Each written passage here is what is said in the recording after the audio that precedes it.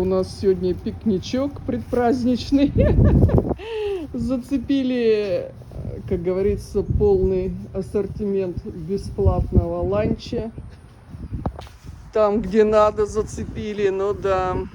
И вот, да, вот так вот это выглядит на память. Ну Филипп будет вот эти булки использовать, я не буду. Я буду так есть. Вот, да, хорошо здесь. Ветерок такой, даже с прохладцей. Видите, никого. Вся беседка наша.